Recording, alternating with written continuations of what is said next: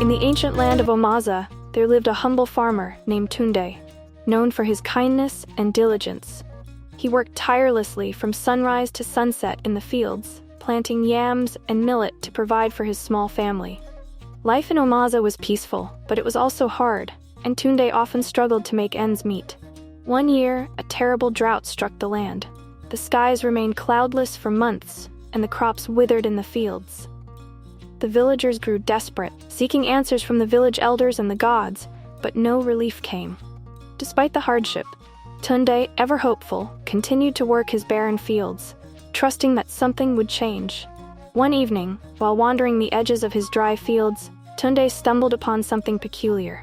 Half buried in the earth was an old, dusty calabash, a type of gourd that villagers used for storing water or food. It looked ancient, with intricate carvings all over its surface. Curious, Tunde picked it up and decided to take it home. That night, Tunde dreamt of a tall, mysterious woman dressed in shimmering green, her hair adorned with golden leaves. She stood before him, holding the calabash, and spoke in a voice as soft as the wind, but as powerful as the river. "Tunde, you have found the enchanted calabash," the woman said. "It was hidden away long ago by your ancestors, and it holds a great secret. Use it wisely, and it will provide for you. But remember, greed will bring misfortune. The calabash will only bless the pure of heart." Tunde woke up startled, the words of the dream echoing in his mind. He rushed to the calabash, examining it closely. Surely it was just an ordinary gourd?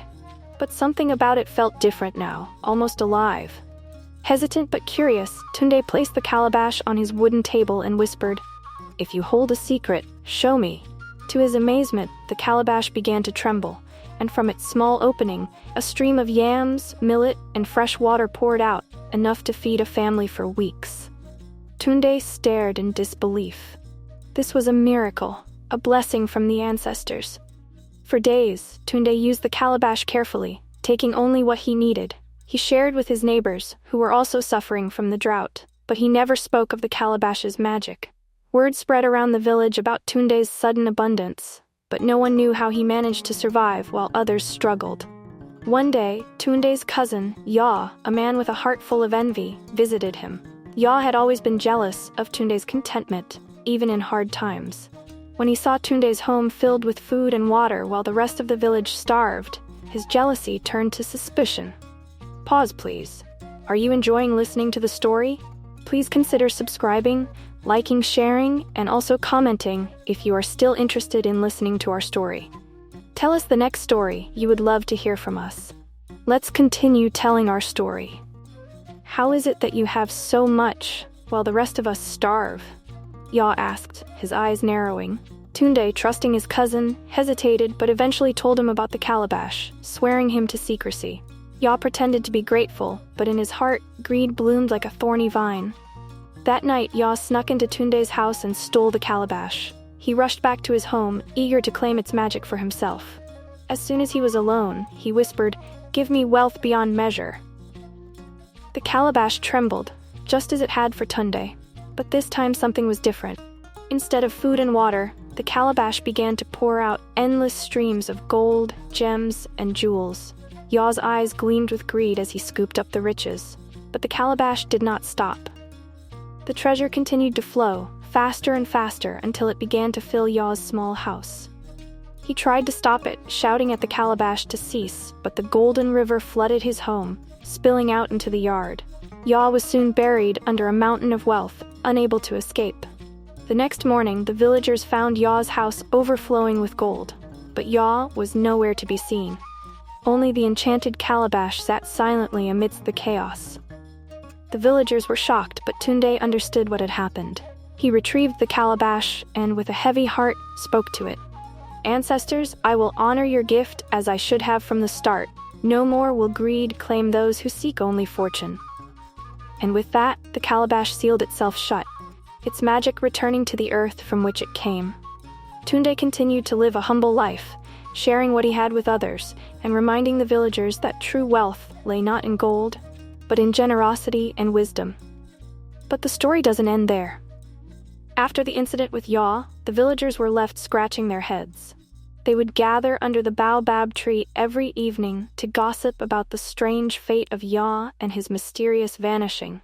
Some said he had been turned into a yam, as if that would make sense, while others whispered that he was now a spirit roaming the night, forever chasing after his lost treasure.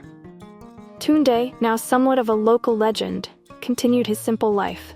He would laugh and shake his head whenever someone asked him about Yaw's golden mishap. But one day, something hilarious happened that left the entire village in stitches. One hot afternoon, Tunde's neighbor, Nkrumah, a man known for his endless appetite, approached him with a sly grin.